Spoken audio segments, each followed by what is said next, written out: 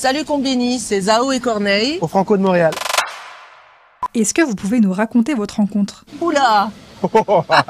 Moi, perso, je connais Corneille depuis que j'ai 20 ans. Et c'est à travers des amis en commun, on s'est croisés et je faisais de la musique et je finissais mes études en même temps. En fait, on a ça en commun, c'est-à-dire qu'on est arrivé à Montréal à peu près en même temps, je pense. Ouais, carrément. On était deux jeunes immigrants à Montréal. J'avais commencé à parler de Zao. Les amis qu'on avait en commun, ils me disaient c'est la prochaine superstar. Et je me rappelle de Zao, nos premières rencontres à Montréal quelque part. T'avais ta petite casquette. Ouais, toujours. j'avais les cheveux très courts. Ça a pris quelques années. Ouais. C'est chelou, boum, ça a explosé. Chelou qui existait même 5 ans avant, que tu connaissais, etc. Ouais. Il a ouvert le chemin pour tout le monde, je pense, Corneille. Je suis pas la seule à le dire et le fait qu'il ait ouvert ce chemin, on s'est tous dit, bon bah, c'est bon, on suit le frère. Ah, merci, c'est parti, merci. on fait comme lui. Vous avez déjà pensé à collaborer ensemble? On se voit souvent, puis on se dit, il faudrait. Alors, je vais vraiment faire un parallèle. Par exemple, quand tu es à Paris, tu vas pas voir la Tour Eiffel. Tu vois.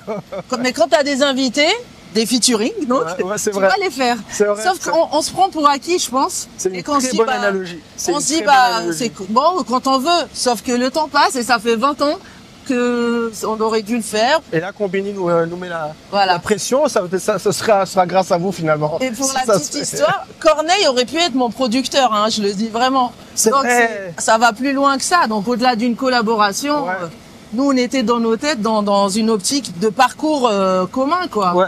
Et ça s'est pas fait pour une raison ou une autre. Enfin voilà, après je pense que tu as eu ton gros succès en France, tu avais moins le temps et puis moi j'étais sur autre chose, etc. Mais vraiment, il a été le premier en tout cas à reconnaître mon talent. La dimension montréalaise de la musique qui était très présente dans nos premiers projets d'emblée, même si tu dis que j'ai commencé, mais il y avait quelque chose de super rassurant quand tu es arrivé.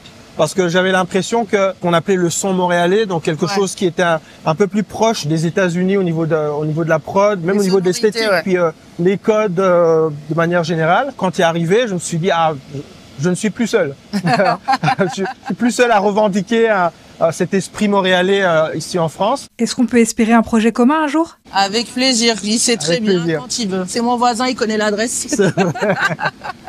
C'est quoi l'intention derrière le spectacle Ambiance R&B? Ambiance R&B, en fait, c'est un spectacle qui, moi, c'est un truc qui me tient à cœur parce que je suis depuis 2 ou 3 ans dans une démarche de faire découvrir ce style, cette famille musicale aux Montréalais, mais aux Québécois de manière générale. Je m'inscris dans cette famille depuis mes débuts.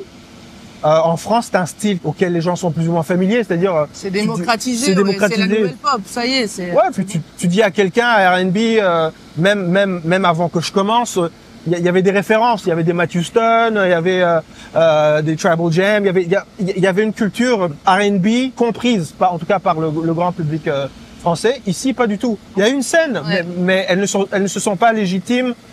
Parce que pas reconnu par les grands médias, donc il y a une tendance à vouloir s'exporter en fait avant de faire des choses ici. Donc c'est dans ce sens-là que on s'est approché des Francopholies de Montréal pour leur demander une scène R&B puisqu'il n'y en avait pas eu non plus. Il y a toujours eu une scène hip-hop. Oui. Toi, t'as déjà fait la scène hip-hop alors que tu vois ce que je veux dire? Je sais.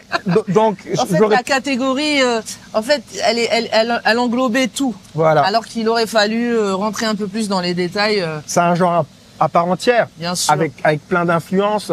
Et dans ce cadre-là, et grâce à la collaboration des Franco de Montréal, on est capable non seulement d'avoir une scène R&B, mais sur la grande scène, en clôture de la semaine.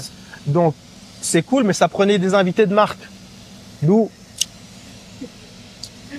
voilà. Gentil. Comment est né votre amour pour le R&B? Dans mon éducation musicale, j'ai écouté de tout, vraiment. Et c'est ce qui fait aussi la richesse de ce qu'on fait. On a écouté de tout. Mais c'est le R&B où je me suis identifiée, où je me suis sentie proche, où ça m'a touchée, où c'est venu chercher des sentiments chez moi. Et tout ce qui suscite des sentiments, ça veut dire qu'il se passe quelque chose. Et que ça a développé une envie de m'exprimer moi à travers ce véhicule-là qui est le R&B. T'as répondu pour moi en fait. Voilà. J'ai grandi à l'époque où la culture afro-américaine était surtout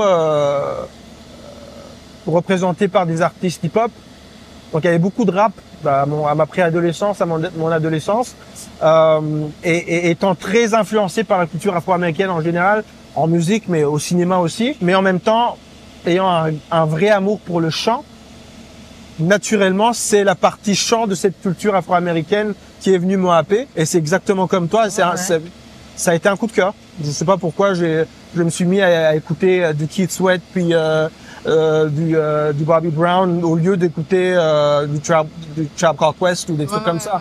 J'en écoutais, mais il y avait quelque chose dans le un peu plus dans le R&B, dans le New Jack qui me parlait un peu plus. Est-ce que c'était dur de faire du R&B quand vous avez commencé? Je pense, ni toi ni moi, te connaissant à l'époque, on se posait la question, c'est dur, c'est pas dur, parce qu'on savait pas dans quoi on mettait les pieds. Exactement. Donc, avec du recul, j'ai envie de te dire, c'était dur. Avec du recul, j'ai envie de dire, on était fous en fait. On était fous. Si on savait, on n'aurait même pas pensé là-dedans. On aurait fini nos études au calme. On aurait pris, comme on dit ici, un job de 9 Normal. à 5, tranquille. Mais on savait pas. Mais comme on savait pas, on vivait chaque jour comme le dernier, au jour le jour. Donc une étape à la fois. Et puis ça faisait chaque journée qui se finissait où on sortait de studio, où on avait fini une chanson ou quoi.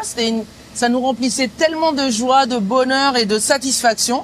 Parce que je pense que c'est un style où on voulait pas juste la fame ou genre être connu. C'était un besoin existentiel de s'exprimer. Ouais. Et étant donné que c'était ça, c'était une question de survie de chanter. En tout cas pour moi et je sais que pour toi aussi. Ça nous faisait sentir vivants et c'était un besoin. Donc c'était au-delà des obstacles. C'était notre manière de dire j'existe, je suis là, je suis vivant, j'aime la vie bonjour, je m'appelle Corneille, bonjour, je m'appelle Zao et voici mon histoire. On avait le luxe de l'innocence, de la naïveté, et il y avait une certaine arrogance aussi. Qui se dit je vais faire dans un style qui n'a pas une très vieille tradition dans la francophonie. Il n'y avait pas vraiment un marché de fou. Il n'y avait pas un marché de fou. On est arrivé en plus nous à la fin, vers la fin des années justement de Houston et d'autres. Et ça prend un bon degré de folie pour se dire non seulement je vais faire de la musique, déjà à la base, faut être un petit peu surtout quand tu comme moi, hein, tu viens d'une culture où faut faire des études. Ta daronne, elle dit pas ouais, bien, vas-y, fais de la musique, je t'en. Et surtout de se dire je vais le faire à ma manière. C'est-à-dire que Zao est arrivé, elle a imposé son style. Alors qu'aujourd'hui, j'ai l'impression qu'il y a plus une tendance pour les jeunes artistes à écouter ce qui se passe autour, à étudier carrément, comprendre les codes et s'exprimer en se servant de ces codes-là. Toi comme moi, on est arrivé pour on s'est dit on a un truc à dire, on savait pas. On savait pas. Les gens ont tendance à résumer le R&B à des chansons d'amour. Qu'est-ce que vous avez envie de répondre à ça? Honnêtement, je vais leur donner raison, mais je vais définir c'est quoi l'amour. Parce que la vie c'est de l'amour. La haine, c'est l'amour. C'est les nuances, les 50 nuances d'amour, c'est ça la vie.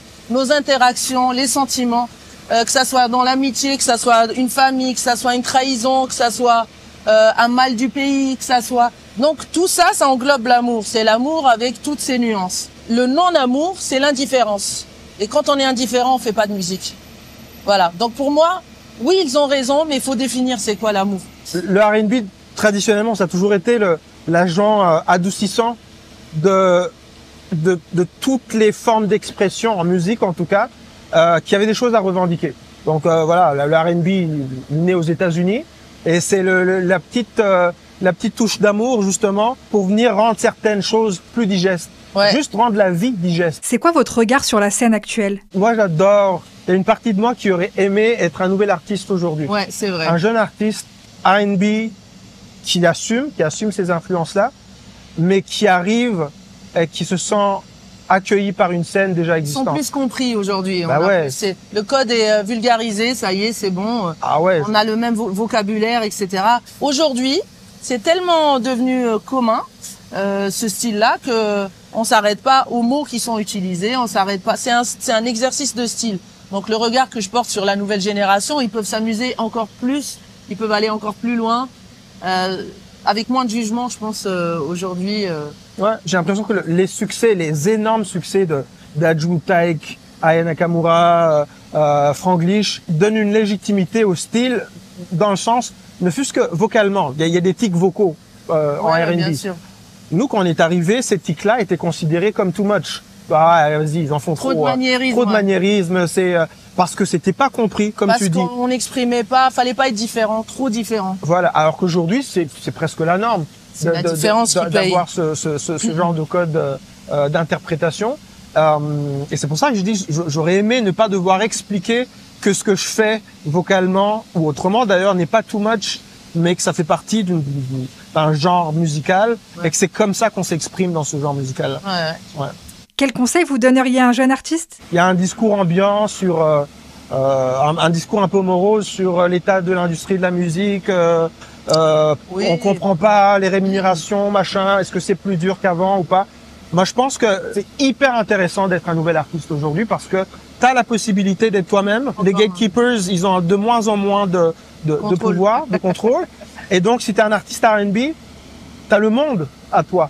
Et la musique a jamais été autant un langage universel qu'aujourd'hui. C'est-à-dire qu'aujourd'hui, tu chantes en français, en Corée, ils vont écouter tes sons.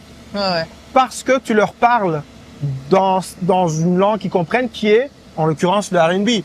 Parce qu'il y a des codes, parce que le son leur parle, parce qu'ils aiment cette musique. C'est la langue des sentiments, tout simplement. Voilà. C'est la musique. Hein. Ouais. Vous avez beaucoup de points communs, dont celui d'écrire pour d'autres artistes. C'est quoi l'exercice que vous préférez, écrire pour vous ou pour les autres? Je ne peux pas écrire pour moi sans avoir écrit pour les autres. Moi, j'ai commencé, ça n'a pas marché tout de suite, donc pour gagner ma vie, j'ai commencé à écrire pour d'autres. Et en fait, j'ai remarqué que j'étais meilleure avec mon écriture à moi, parce que j'avais le recul quand j'écrivais pour les autres. Et j'avais plus de liberté à essayer des nouveaux styles, parce que je me dis, c'est pas pour moi. C'est pour les autres, tu vois, faire un Christophe Willem ou, tu vois. Et après, je me dis, mais c'est pas mal, en fait. Écrit pour Céline. Pour Céline, ouais. Pour Céline. Quand même. Mais c'est des styles vers lesquels j'irai pas forcément ou j'oserais pas aller là-dedans.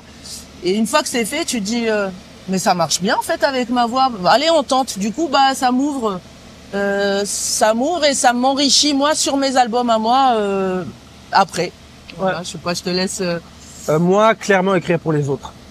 Ouais, je préfère. T'as moins de pression.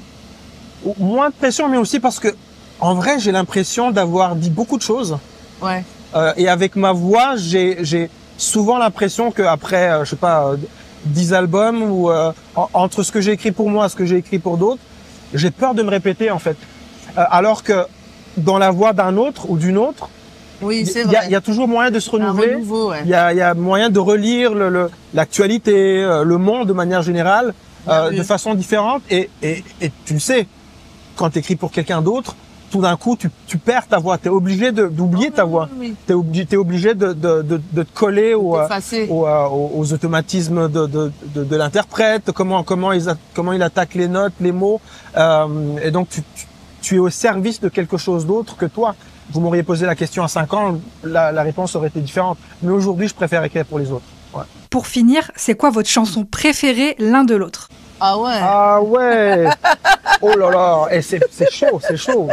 Parce que Zao, oh là là. Alors je te promets déjà, même si c'est peut-être ton morceau le plus fun, ouais. Pour moi, il est d'une telle intelligence dans sa construction. Ah ouais.